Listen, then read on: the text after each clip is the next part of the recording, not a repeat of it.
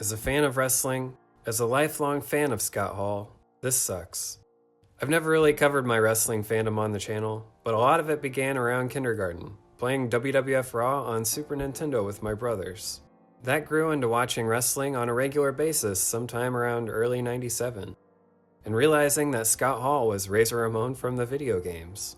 I was consuming anything I could get my hands on, anything to do with Razor Ramon, Diesel, 123 Kid, pretty much everyone from the WWF Raw video game roster. It's not like playing with G.I. Joes or Batman when you're a kid. Those characters never die. But in wrestling, we lose our heroes. It's especially tough to see Scott Hall go. I don't have any wise words or anything to impart. This sucks, but I'm gonna do what I do. Let's celebrate the bad guy's career, as he deserves to be celebrated through figures. Here's the complete history of every Scott Hall and Razor Ramon figure. Scott Hall's career began in AWA, a former WWF rival. AWA's line of figures featured a 2-pack with Scott Hall and Jimmy Garvin. From there, he would be the Diamond Stud in WCW. He didn't have any figures made in that character, which is unfortunate. In 1992, Hall would debut as Razor Ramon, and a year later would get his first action figure in Hasbro's WWF assortment, Series 7 in 1993, and Series 10 in 1994, with 2 versions available.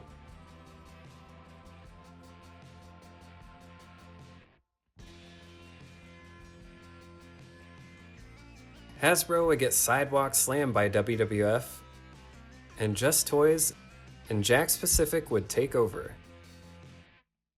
Just Toys made Bendables, featuring Razor Ramon in their first series. An unreleased box set and unreleased role figure featuring the bad guy would nearly make it into production. The first assortment by Jakk Pacific would come out in May of '96. Longtime wrestling fans know Scott Hall was on his way out of the WWF that very same month. His close pal Diesel would be right behind him, which makes this 2-pack, released to most at the tail end of '96 and early '97, even more fun. WCW figures up to that point had largely been a flop. Once the New World Order became hot, so did the figures. Scott Hall and Kevin Nash would be featured in the first new assortments available, with multiple ways for San Francisco toy makers to cash in. Scott Hall would be available like this, in 2 sizes, with the smaller coming in 2-packs and a box set.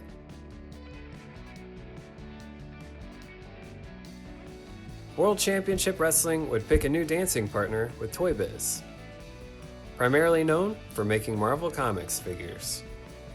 The first assortment for collectors would be Smash and Slam.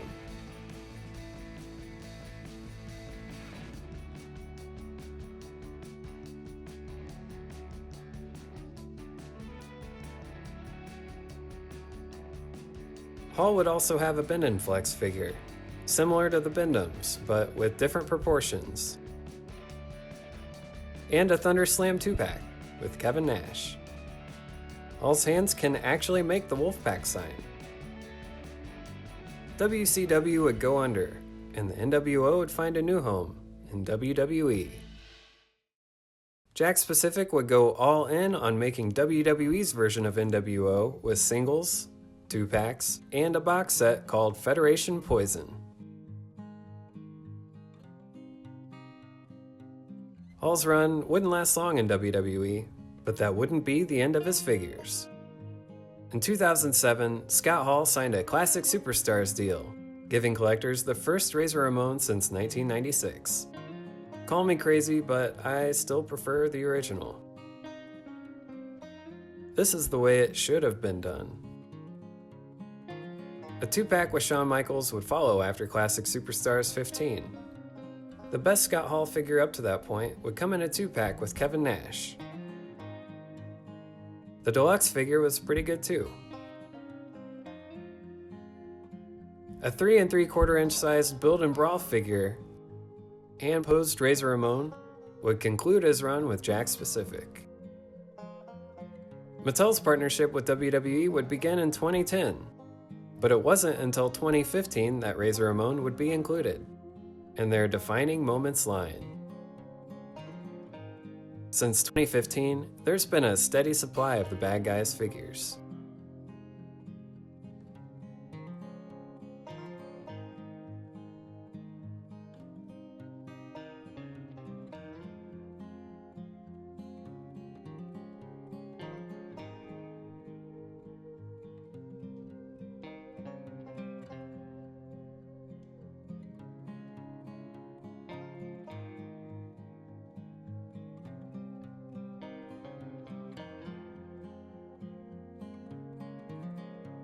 In 2020, Mattel would restart the Legends line, bringing Razor Ramon in right out of the gate. Not a full year later, Scott Hall would be included in another Legends assortment. Survey says, Scott Hall sells. Survey says, we're gonna miss the bad guy. Thanks for hooking all of us into the world we love.